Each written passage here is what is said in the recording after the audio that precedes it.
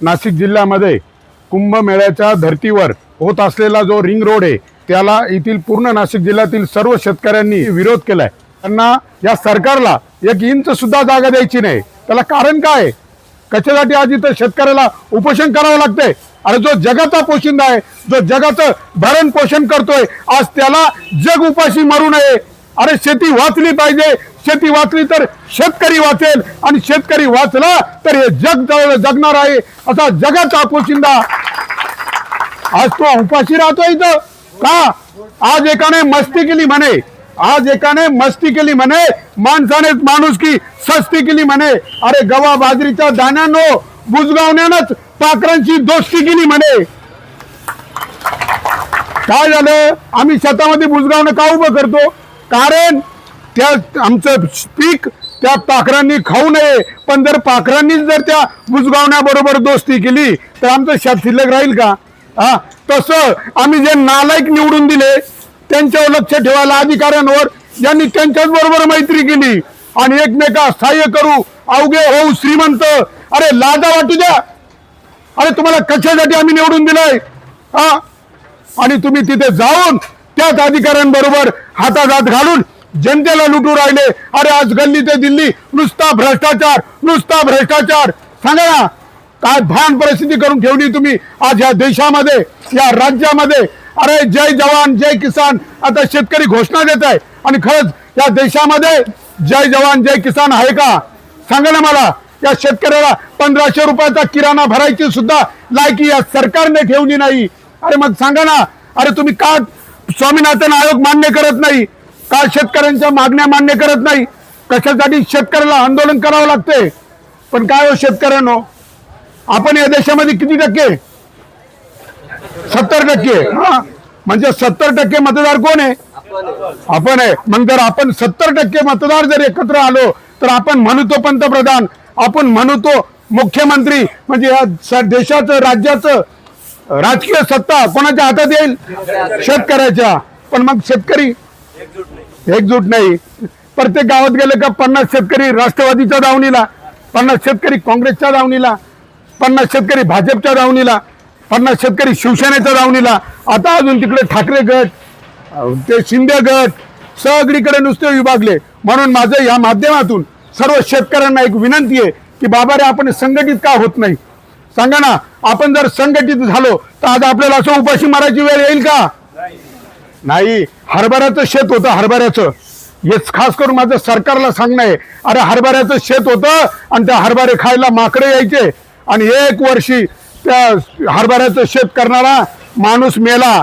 माकडांना खूप आनंद झाला, आता आपल्याला हरभऱ्याच्या शेतावरून कोणी हुसकणार नाही। अरे पण त्या दुसऱ्या वर्षी कोणी हरभराच लावला नाही। मग कळालं मरणारा शेतकरी होता। शेतकरी मेल्यामुळं त्या माकडांना उपाशी राहायची वेळ आली, तशी या माकडांना शेतकरी मेल्यावर कळल उपाशी राहायची वेळ येईल। अरे वेळीच तुम्ही जागे व्हा, शेतकऱ्याचं संगोपन करा। अरे संत तुकाराम महाराज म्हटले, मडे झाकून या करीतो पेरणी, कुंब्याची वाणी लवल आहे। अरे हा शेतकरी जर त्याच्या घरात कुणी मेलं ना आणि शेत जर वाफावं आलं तर ते मड झाकून ठेवतं, पहिलं पेरणी करतं का? कारण या जगाचा पोशिंदा आहे रे। तुमचं अन्न निर्माण झालं पाहिजे, हे जग जगलं पाहिजे, या उदात्त हेतून शेतकरी शेती करतो आणि तुम्ही हरामखोरांनो त्याच मरण आणलं रस्त्यावर। 35,000 कोटी रुपये रिंग रोडच्या संपादित जागेसाठी आले। मग ते कोणासाठी आहे? शेतकऱ्याला नाही। मग कोणाला? तुमच्यामध्ये वाटून घ्यायलाय का? आणि याच्या आधी कुंभमेळा झाला नाही का? आणि परत नाशिक जिल्ह्यातल्या सगळ्या आमदारांना माझं एक आव्हान आहे, बाबांनो तुमच्यामध्ये क्षमता नव्हती का इथला पालकमंत्री व्हावं, कुंभमेळा मंत्री व्हावं? का आम्हाला तिकडे जळगाववरून याचं पार्सल आणावं लागलं या नाशिक जिल्ह्यामध्ये? अरे जर इथला जर कुंभमेळा मंत्री जर नाशिकचा असता तर काय झालं असतं? त्याला या शेतकऱ्याचं दुःख कळायला असतं। त्याने या शेतकऱ्याच्या घरांवर जमिनीवर बुलडोजर घातला नसता। अरे पण हे भूसंपादन कशातून होतंय?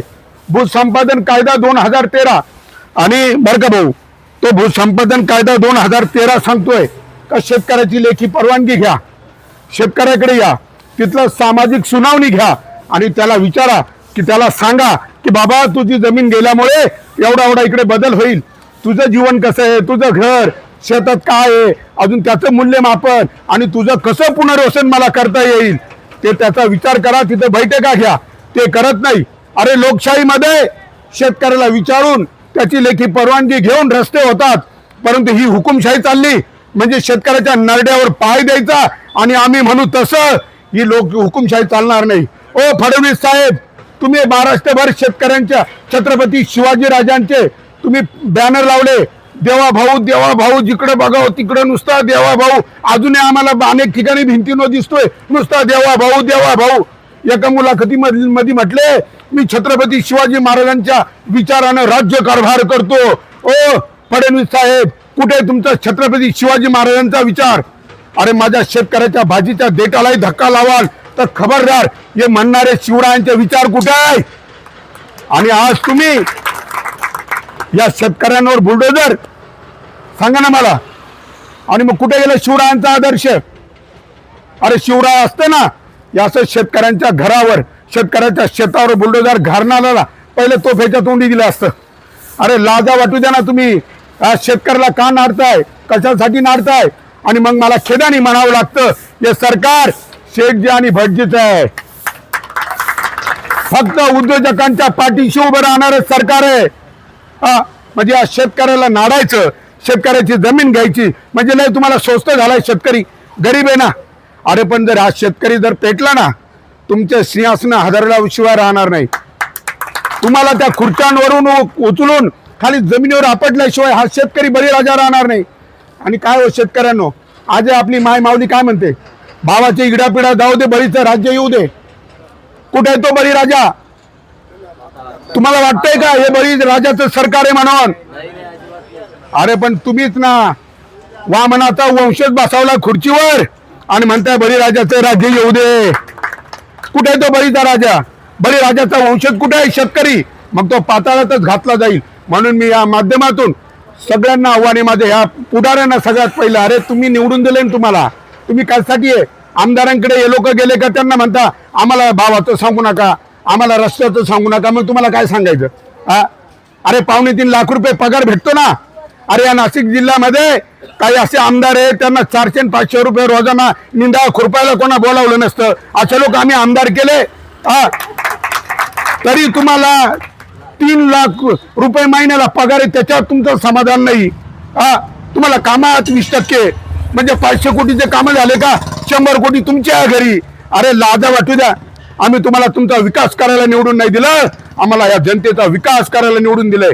आणि जो या जिल्ह्यातला पुढारी शेतकऱ्यांचे हित बघणार नाही, शेतकऱ्यांची आता बाजू घेणार नाही, या रिंग रोड बांधित शेतकऱ्यांच्या पाठीशी उभा राहणार नाही, त्याला येणारे कोणतीही निवडणूक असू द्या, आम्ही त्याला आसमान दाखवल्याशिवाय राहणार नाही. महाराष्ट्रातला प्रत्येक शेतकऱ्याला माझं एक आव्हान आहे, जात धर्म पक्ष संघटना सगळं बाजूला ठेवा, फक्त शेतकरी म्हणून एकत्र या आणि या नीच नालायक नराधमांना परत यांना घरातून सुद्धा बाहेर पडताना आलं पाहिजे असं वातावरण महाराष्ट्रात निर्माण करा.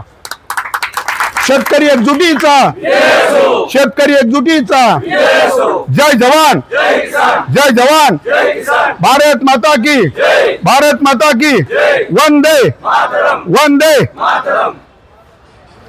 शेतकरी विरोधी सरकारचं करायचं काय? शेतकरी विरोधी सरकारचं करायचं काय? भ्रष्ट अधिकाऱ्यांचं करायचं काय? भ्रष्ट अधिकाऱ्यांचं करायचं काय?